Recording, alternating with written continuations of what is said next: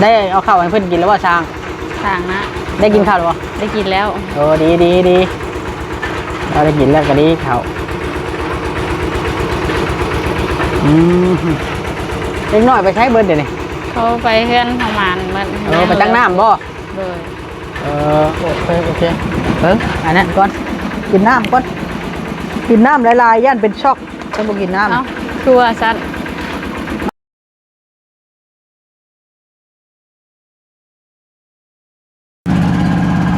สบายดีพี่น้องทักทายสบายดีพี่น้องเบิร์ดสุคนเบิร์ดพุ่นชูบังสุบอนเด้อพี่น้องเบิร์ดสุคนเนาะมื้อนี้ก็เสียงชัดเจนดีพี่น้องเริ่มต้นไส้ไม้เป็นวันแรกเนาะก่อนอื่นเบาลิก็ต้องขอโทษขออภัย FC ที่คลิปก่อนหน้านี้มันจะเดือดแน่น้อยนึงพี่น้องเนาะที่เบาลิเอ็นเว้านะคำใดที่บทสุภาพหรือว่าคำใดที่พลาดเพียงถึงใครก็ขอโทษขออภัยเนาะในคลิปของน้องตุ๊กเบาลิก็อดบ่ได้ดีพี่น้องเลยอดบ่ได้บนว่าแต่ละคนมันกับพ่อๆกันนะเฮาสิไปเอาแต่ฮีแต่คลองอย่างเดียวนะมันบ่ได้แต่หลายคนกับ FC นะอาจจะมีด่าเบาลิแน่ว่าเบาลิอย่าไปยุ่งครอบครัวเขา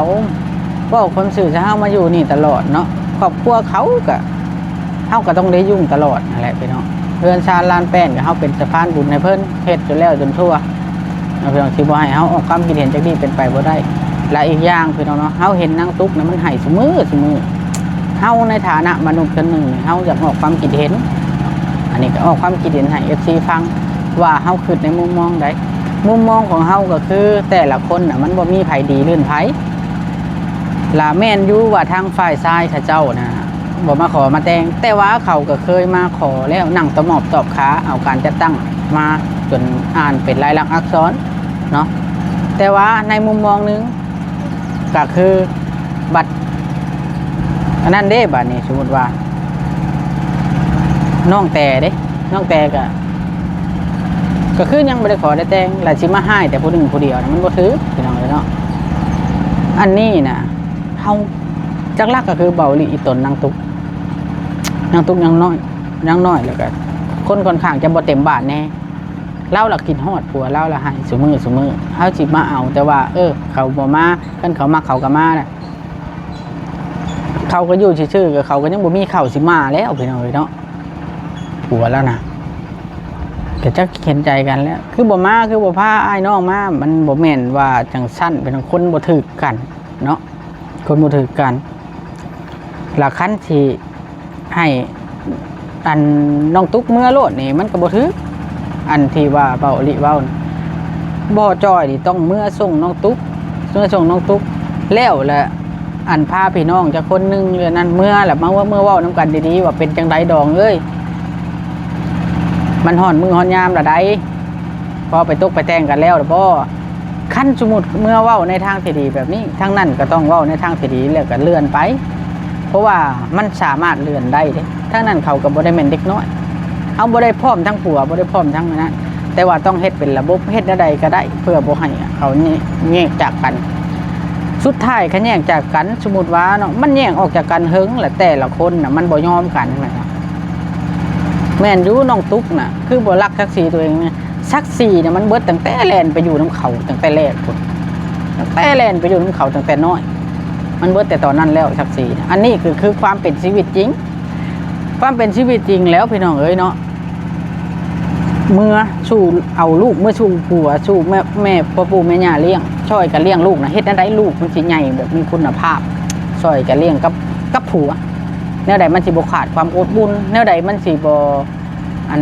เฮ็ดแนวใดก็ได้บ่ให้มันกำพร้าพ่อว่าซั่นซะเบาลิคิดจังซี่คอยอันเมื่อก็ต้องคอยล้มกันว่าสิเอาแนวใดต่อเพิ่นสิเลื่อนบ่หรือเพิ่นสิแต่งตกสิแต่งแบบใดก็ต้องได้เว้ากันอันนี้คือเอาลูกว่าเอาลูกมาลิ้นตอบเขาเอาลูกมาลิ้นบ่หรือว่าจังไดมาแบบบ่ให้เมื่อแบบนี้นะแล้ว FC ตั้งคำถามน้ำเบาลีว่าแต่เก่านางตุ๊กสิมาหยังสั่นอยากมาคือโทรหาขั้นบ่โทรหาพ่อใช่แล้วโทรหาไผพี่น้องเนาะยามพิษกับผัวกับที่พึ่งสุดท้ายก็คือพ่อแม่ก็ตายแล้วเด้พี่น้องมีอ้ายมีน้องมีนี่แหละที่พึ่งแหละมีอ้ายแล้วก็เอื้อยนี่แหละที่พึ่งจักสิให้พึ่งไผกันบ่พึ่งพ่อกับเอื้อยในยามที่มันร้อนก็หนีมาในยามที่มันเย็นเขาก็อยากเมื่อช่ำนั่นเนาะ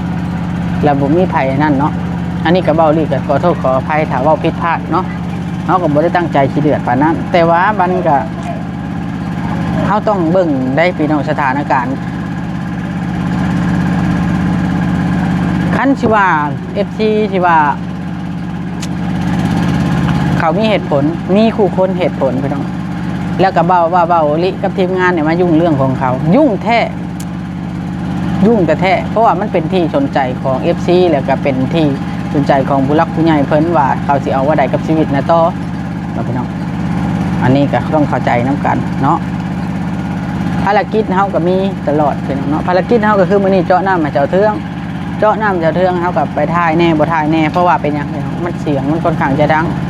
เสียงค่อนข้างจะดังก็เฮาจะไปถ่ายเพิ่นเจาะน้ำแล้วก็ถ่ายผสมกันนั่นแหละพี่น้องเฮาอยากได้ให้น้องตุ๊กนะได้เมื่อหาผัวแต่ว่าเมื่อนี่มันบ่แม่นว่าบ่มีเงื่อนไขเมื่อแล้วก็ต้องพ่อจ้อยก็ต้องคุยกับเพิ่นว่าสิเอาแบบใดถ้าสมมุติว่าอันเขาคุยบ่ฮู้เรื่องล่ะที่เอาแนวใดแล้วเว้าแล้วเอาผู้รักผู้ใหญ่ไปเว้าให้มันแล้วมันทั่วอันนี้เอามาแบบเจ้าของเราไปหาตัดหญ้าอยู่เฉยไปหาคิดหญ้าอยู่เฉยน้องตุ๊กอยู่ตื่นมาให้เราหนึ่งเขาปัดเทือนเนาะให้เราสุกดินเพราะเว้าลี่สิบอกแล้วว่าจะสุกดินแบบนี้นะสุกแล้วมันเมื่อยมันเด็กน้อยมันเมื่อยแล้วจังหน่อยมันสิหอบแล้วมันต้องแพงน้ำนมไว้ให้ลูกมันน้องตุ๊กขอโทษหลายๆเด้อพี่น้องเนาะเว้าลี่กับอีตนน้องตุ๊กดูบางคน FC ว่าบางคน FC ว่าเบาลิทำไมไม่เอาน้องตุ๊กไปดูแลเองดูแลเองจังไหนพี่น้องเนาะผัวเราก็มีพ่อของลูกเราก็มีมันต้องแบบนั้นพี่น้องเนาะต้องเข้าใจนะพี่น้องเนาะเขาเข้าใจนางตุ๊กที่ให้หาผัวนี่เขาเข้าใจได้เพราะว่าผัวน่ะกินฮอดผัวเมียนี่มันกินฮอดกันพี่น้องเลยเนาะขนาดว่าเอาย้อนกลับไปพอจ้อยนะเราแม่หมดไล่เราออกจากห้องเรายังไปนั่งให้ในข้างกำแพงเบาลิไปถ่ายคลิปมาอยู่ทั้งทีอยู่น้ำกันบ่ได้หึงได้นั่นก็ได้บ่ได้มีลูกน้ำกันยังให้ซะนะไปนั่นนะพี่น้องเนาะอันนี้นะเขาเนี่ยผัวเนี่ยเมียเขานะต้องมีเหตุและมีผลเบาลิก็เชื่อว่าพอจ้อยนี่มีเหตุผลเชื่อว่าน้องแต่มีเหตุผลแต่ว่าเหตุผลที่แท้จริงนั้นมันยังบัดเนาะต้องเข้าใจโอเคพี่น้องเนาะอย่าเผาให้เผาด่าเบาลิได้เนาะมีแต่ว่าเฮาไปเบิ่งน้ำกันแล้วก็จะไปเบิ่งคนเจาะน้ำบ่ได้จังแมทแล้วเนาะไปเบิ่งน้ำกันขอโทษหลายๆเด้อพี่น้องเฮือนนุ่มอันนั้นแล้วพี่น้องเบาลิก็ให้ค่าเจาะน้ำก็สิประมาณ 8,000 แล้วก็ค่าแก้น้ำอีกล้านนึงอันนี้ก็1,500เป็นจำนวน300 เหรียญพี่น้องเนาะ6 ล้านเนาะในงบตัวนี้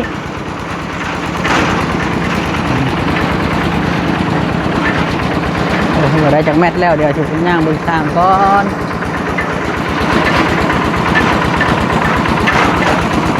ได้จากแมทแล้ว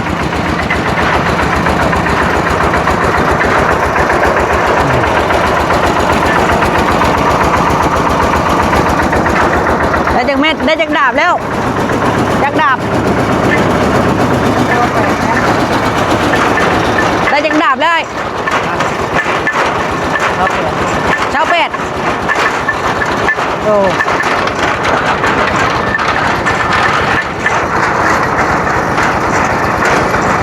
ฮอดหินแล้วนี่เนาะน้ำมันไหลลงพูพี่น้องอย่าเปื้อนแน่มันแห้งแล้วอย่าเปื้อนฮอดหินแล้วเสียงดังเลยมันคอกไปเลย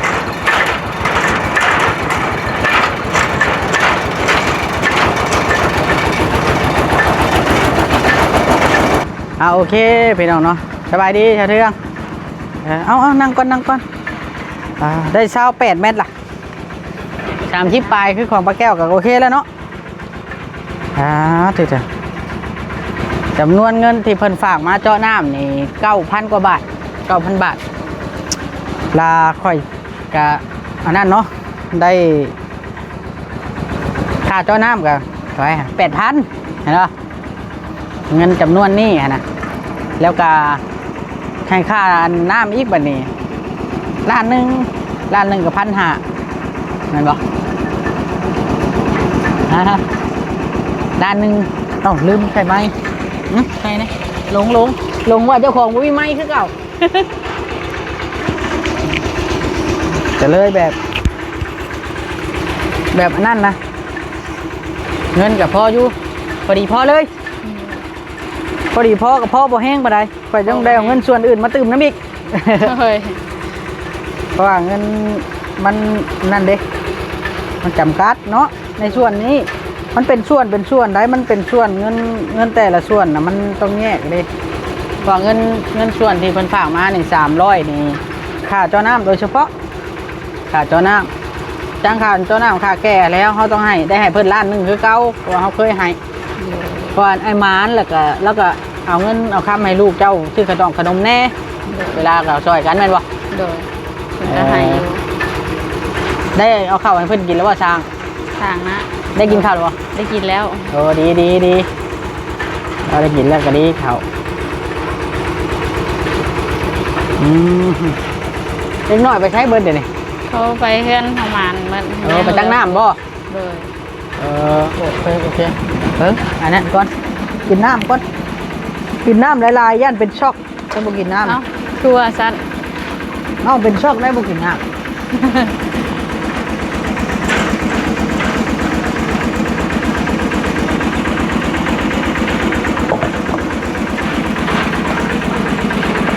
เฮ้ย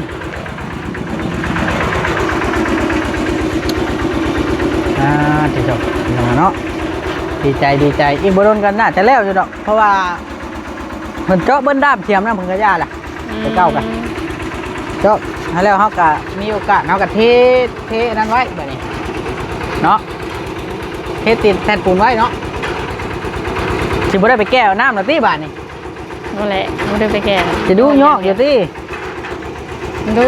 มาดูก็ดูเอาแล้วคันมาดูโยกแล้วสิเอาน้ำในใช่กูบ่มีน้ำคือเก่าแล้วคัน ใครก็เขาไปแก้เพื่อนไปแล้วเนาะ แม่นใครกว่าได้ไปแก่เอาเพื่อนหมู่มาใส่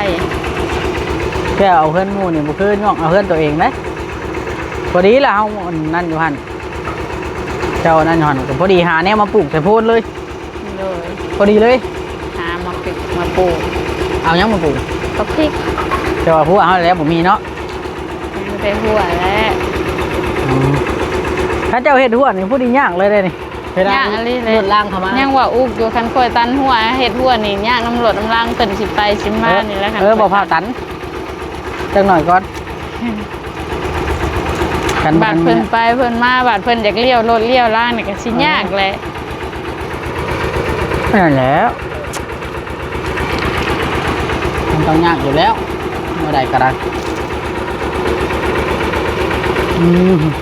เพิ่นได้กินข้าวกินน้ำเรียบร้อยแล้วเนาะ โดย โอ้เขียงไปเท่าแก้วยังไม่ได้ส่งเพิ่น เดี๋ยวไปส่ง เอาเขียงเพิ่นมาใส่ยืมพี่น้อง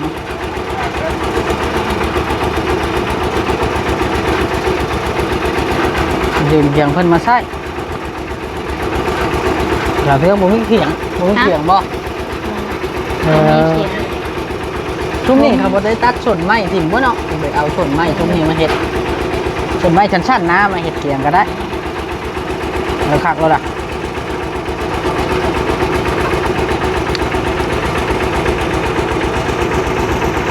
เสียงดังติ๊กๆคักแท้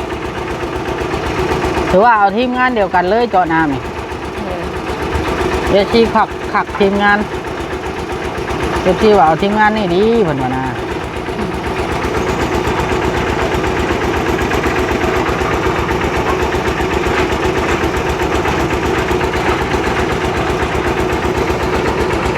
มาทีมงานดีนี่ดีเพิ่นว่านะ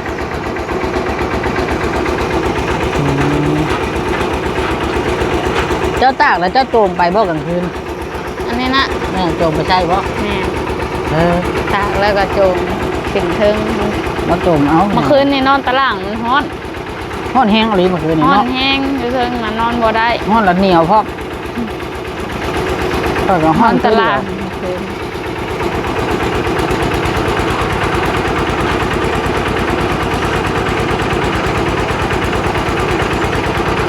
แบบทั้งเพื่อนมันมีฝานั่นเนี่ยพายางอัดเองก็เลยบ่มีลมเข้า แม่นเพื่อนมันบ่มีลมเข้ามันฮ้อนช็อกเด้ แถมเพื่อนทำบ่มีหน้าต่างเนาะบ่มีอันปองเยี่ยมนั่นนะ ฉันมีปองเยี่ยมยังเพราะว่าใครปองเยี่ยมออกไป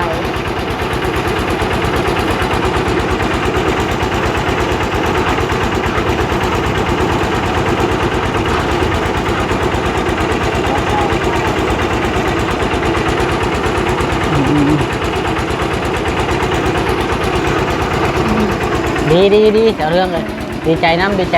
ำต่อไปก็สิได้มันนั่นแหละได้น้ำได้ในมันจังบ่ได้รบกวนเพิ่นเนาะบ่ได้รบกวนเพิ่นเอาโอเคสบายดีเดี๋ยวค่อยสิไปเบิ่งทั้งเพื่อนนุ่มโอกับเพื่อนปลาแก้วก่อนโอ้ยได้ย่างหลายหม่องค่อยมาบ่อนเดียวได้ย่างหลายหม่องเลย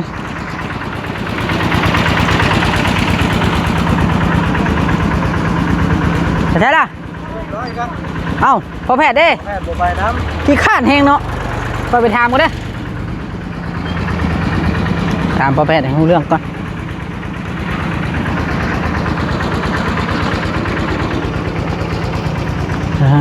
ทีโตพี่น้องเนาะเพื่อนนุ่มโอกะคืบหน้าไปหลายแล้วบางเทื่อเบาลิกะสบายใจวันนี้เขาก็พอได้ทำนั่นนะคุณกับบัวยังร้ายเนาะน้องหูเป็นยังวอซัมนี่แหละแม่นเราก็เป็นห่วงน้องเราแม่อยากให้น้องเรามาอยู่เพื่อนน้องตุ๊กกับมาอยู่น้ำมาแล้วนะบ่เพื่อนเราเลี้ยวนะทั้งเจอน้องตุ๊กอยู่หันน้องตุ๊กอาจจะบ่สบายใจคือน้องเราเบ้าเลยนี่แหละคนเป็นห่วงน้องจริงแม่น้องจริงไงคือเฮาฮู้กันเท่านั้นเราฮู้เหตุการณ์เนาะบ่อยากว้าวเนาะบ่ไปแล้วมันสิผิดเนาะน้องโบค่อยๆว่าแล้วมันแห้งแบบเช่นเลยนั่นเองแต่น้องโอยังตัดสินใจมาอยู่กับตู่เองคิดเอาเลยเนาะเจ้าอย่างนั้นสู้ๆกำลังใจให้ค่อยๆก็ได้น้องนี่นะเดี๋ยวจะถามพ่อแพทย์ก่อนเดินคำเดียวเป็นได้จังข้านแหงแต่คือบุไปน้ำบ่พอดบอกว่าที่ออกไปผู้เดียวแม่นบ่ถามมาเพียงใช่กว่าเขาจะพิษบ่พ่อแพทย์ดูลีไปผู้เดียวหรอวะติดไปเกินป้าแล้วก่อนเราอ่ะผู้ใหญ่บ่กันผู้ใหญ่นะเอ้าชุมไอ้กับจบคลิปแล้วเนาะเป็นยังจบแล้วจ้ะชุมไอ้จบคลิปก่อนมีแต่ว่าอยู่ดีมีแห้งเอาตัดให้น้องโอ้คุยกับผู้ใหญ่เพิ่นก่อน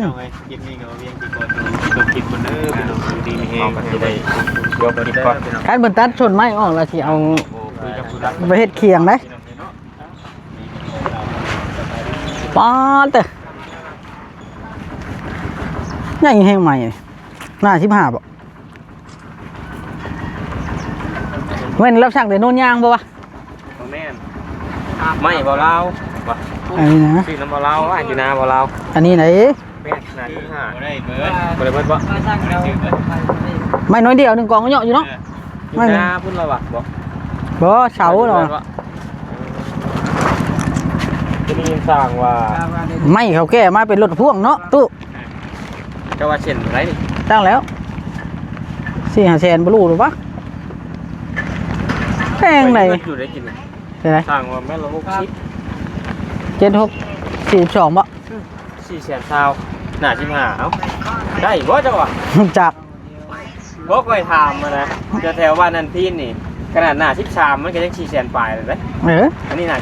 15ไม่เส้นละแสนแล้วบ่ไม่เส้นอ้าวไม่เส้น48มันคือโตนกันแท้จ้ะเนาะมันก็ขึ้นอยู่ความยาวอยู่เด้แท้เด้ยความยาวอยู่นี่ก็7 เมตรนะค่อยไม่7 เมตรน่ะตัวนึง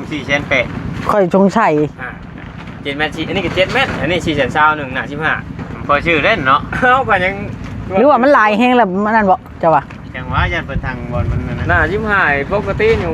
ก็ไล่เส้นแล้วบ่คันข่อยมีโปรแกรมในเดือนข่อยสิไปสร้างอยู่บ้านพีนมานี่ค่อยบ้านนั้นนะโนนยางโนนยางนะโอ้ไม่มีแต่ไม้งามๆเนาะเข้าตลอดได้ไหมนะฮะมาถ่ายบินไว้ตัวนั่นแต่เฮิงไปแล้วน้ำมันตู้เฮิงอยู่หัก มันแพงแฮง ไม่เด้ ไม่ปล่อยกันยัง คอย อยู่ คอยช่างเนาะไอเวียดเฮกติก775ไม่น่า4 เมตร อันนี้ แถวนุ่นย่างนี่อยากถืออยู่ ถึก เพราะว่ามันเป็นสางใหญ่เด้ ไม่เขาตลอดเนาะ โอเคบัดนี้ อ้าว ขอจะได้ขอตัวแล้ว ไม่ได้จบคลิปบ่เดี๋ยวนี้ ยังสบายดี สบายดี เนาะ